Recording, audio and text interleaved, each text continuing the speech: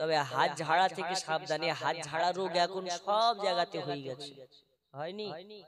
এরা বর্তমান সময় নিজেদেরকে আহলে হাদিস বলে দাবি করে। কি হাদিস বলে?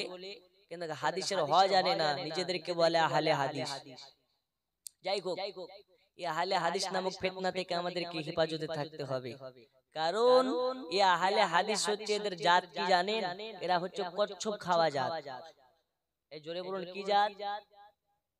কচ্ছপ খাওয়া জাত। এরা কোন জাত জানেন? সময় কিছু হাত ঝাড়া মাল বেরিয়েছে। কি ঝাড়া? হাত ঝাড়া। মেয়েরা বাঁধে বুকে, ছেলেরা বাঁধে নাভির নিচে, আর এরা এমন হিজড়া মার্কা, এরাও বাজছে এইখানে। কোথায়? এখন সোশ্যাল মিডিয়ায় আবু তাহিরকে গালি দেওয়ার অনেক লোক, অনেক গালি দেয়। তাহলে আমি তো আবু তাহির, আমাকে গালি দিলে কোনো যায় আসে না। পৃথিবীর সব থেকে শ্রেষ্ঠ মানব, তার নাম হচ্ছে মুহাম্মদ সাল্লাল্লাহু আলাইহি ওয়াসাল্লাম।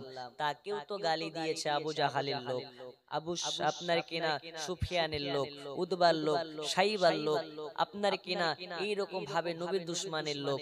তাহলে নবীর মতন ব্যক্তি যদি গালি খায়, তো আমরা গোলামানে মুস্তাফা, আমরাও গালি খাই।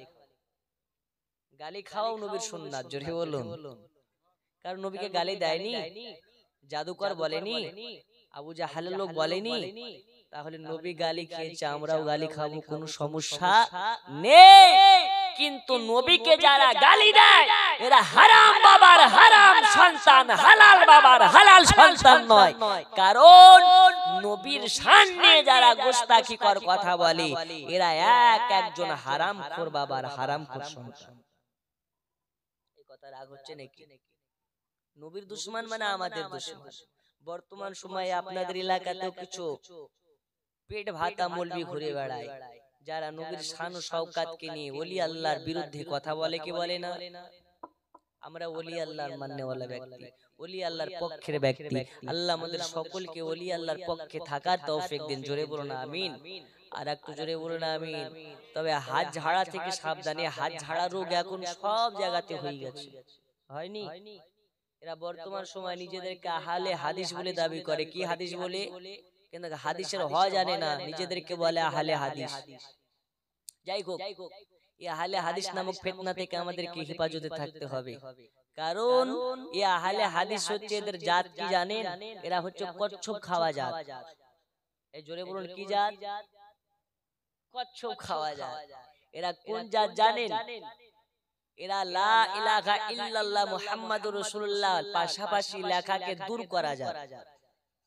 এরা কোন জাত জানেন? এরা নবী পাকের মুখের দুর্গন্ধ প্রচার করা যায়। আচ্ছা, নবীর মুখের কি দুর্গন্ধ হতে পারে? এই জোরে বলুন, হতে পারে। বাংলাদেশের একটা কচ্ছপ খাওয়া মাল, নাম হচ্ছে আব্দুর রাজ্জাক ইউসুফের, নাম নিলে শয়তান পালিয়ে যায়। এই হারামখোর আব্দুর রাজ্জাক বিন ইউসুফ বলছে, নবীর কাছে জিবরিল যখন আসতেন, তখন মুখে এরকম পর্দা দিতেন। কেন? নবীর দুর্গন্ধ, মুখের দুর্গন্ধ ছিল খুব। বলুন নাউজুবিল্লাহ। আর একটু জোরে বলুন নাউজুবিল্লাহ। আরে নবী আমার পেশাব করে দেয়, তো পেশাব মিশকে আম্বারের থেকে খুশবুময় হয়ে যায়। নবী আমার কাটা ঘায়ে হাত দিয়ে থুতু লাগিয়ে দেয়, তো ঘা ভালো হয়ে যায়। আর তোর মতন মোল্লার থুতু যদি ওই ঘায়ে লাগানো যায়, তাহলে ইনফেকশন হয়ে মারা যাবে। মারবে না? সুবহানাল্লাহ। গোপন দান 2000। বলুন মারহাবা।